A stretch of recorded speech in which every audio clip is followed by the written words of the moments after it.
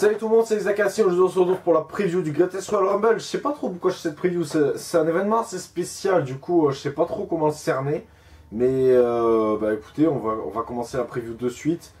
Avec il n'y a pas de match en kick-off annoncé, en tout cas. Donc on va commencer par le premier match direct. Le premier match qui opposera, enfin, on n'a pas l'ordre comme d'habitude, Undertaker à Rusev. Alors ce match a été modifié maintes fois, puisque à la base c'était Rusev, puis ça a été Jericho, puis on est revenu à Rusev. Pourquoi pas? Alors je vais vous dire, voilà, on est quand même dans un cadre où le but c'est de faire la promo de la VE là-bas, où les gens ils vont payer une blinde, même si pour eux ça reviendra pas si cher, mais rapport à la monnaie WWE, ils vont payer une blinde. Et pour voir Undertaker, du coup je vois bien la victoire du Taker, qui voilà, en plus a battu Cena à Mania. Donc victoire face à Rusev cette fois, ça ne m'étonnerait pas du tout. Voilà, donc je vois victoire de Taker dans un match qui ne sera pas bon, hein, certainement, malheureusement. Mais bon, voilà, faut bien qu'il ait lieu le match. Hein. Donc victoire, voilà, victoire simplement du Taker dans ce casquette match. Auquel j'attends pas plus que ça. On va passer au match suivant, un peu même tarif d'ailleurs. Un nouveau de la star pour mettre de la star, John Cena contre Triple H. Donc pas d'enjeu, match qu'on a vu maintes et maintes fois en 2006, 2008, 2009. Victoire de Cena. Super Cena qui bat le méchant Triple H, classique pour ce genre d'événement. Donc voilà, rien à ajouter. Alors, là, on va commencer à attaquer les matchs pour les titres, puisque maintenant il n'y a plus que de ça. Donc, on va peut-être avoir des trucs à dire un peu plus pertinents.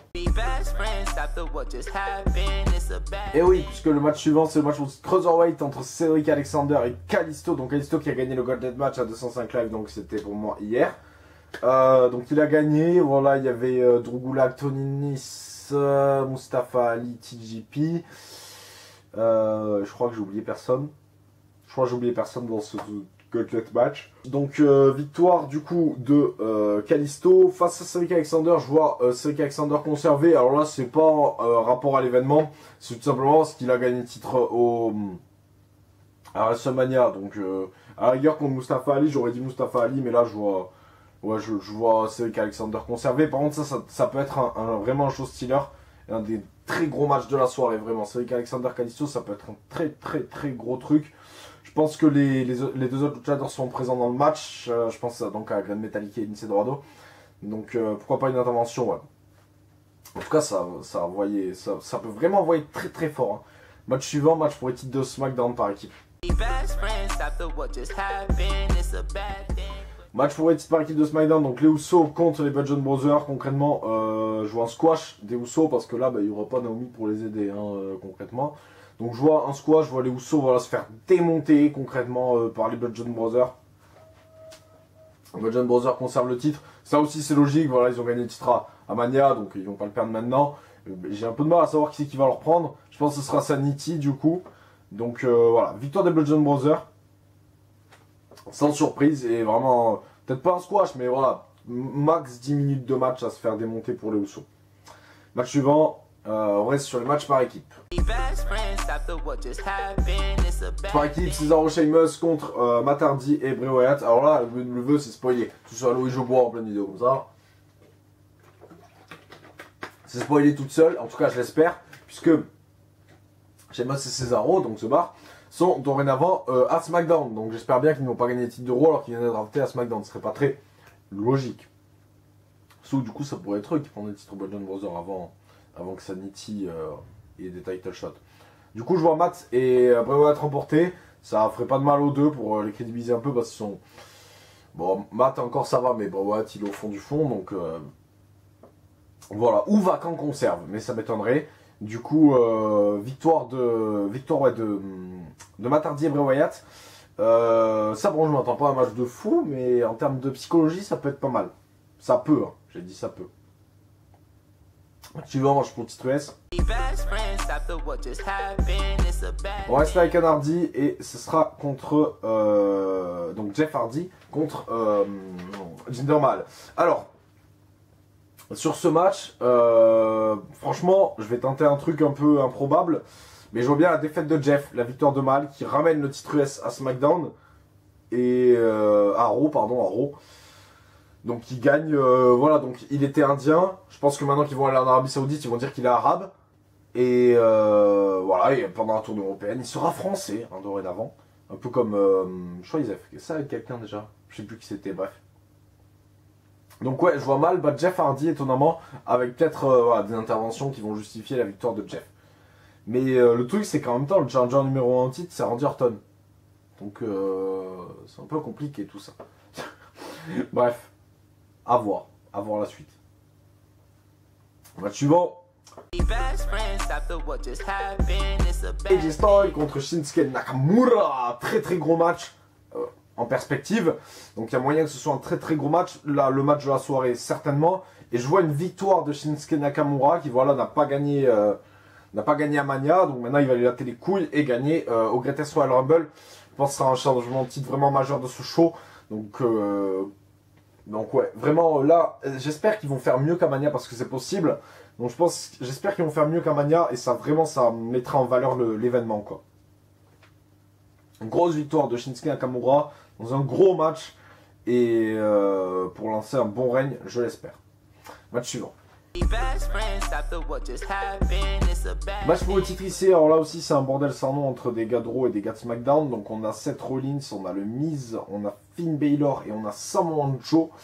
Et ben je vais vous dire, victoire de Samoa Joe. Alors il y a un pronostic qui me fait très peur, je vais vous l'expliquer, on va revenir au titre S maintenant. C'est que Jinder Mahal affronte Orton à Backlash et que Joe affronte donc, ça c'est déjà prévu, Roman Reigns à Backlash et que Reigns remporte le titre US et que Orton remporte le titre IC. C'est-à-dire que le titre il fait que se balader là. Le titre il fait que se balader alors qu'il y a eu une draft, c'est fait exprès. Enfin un shake-up pardon, c'est fait exprès mais le titre ne fait que se balader. Ça serait nul à chier mais je sens parfaitement la WWE capable de faire ça. Et donc je pronostique cette daube et ça me fait très peur. Ça me fait très très peur. On va passer au match suivant. Match entre Brock Lesnar et Roman Reigns. Le match pour le titre universel donc en style cage match. Je vois Brock Lesnar conservé, voilà. Même si c'est vrai que la stipulation pourrait laisser à penser que Reigns gagne, mais moi j'y crois pas. Donc victoire de Brock Lesnar dans un match qui sera sûrement très intense, mais je le pense pas bon le match. Donc voilà, il va nous faire passer le temps. Il sera bien brutal, je pense par contre. Et voilà, victoire de Lesnar qui conserve le titre. Encore, j'ai envie de dire. Match suivant, le Greatest Royal Rumble.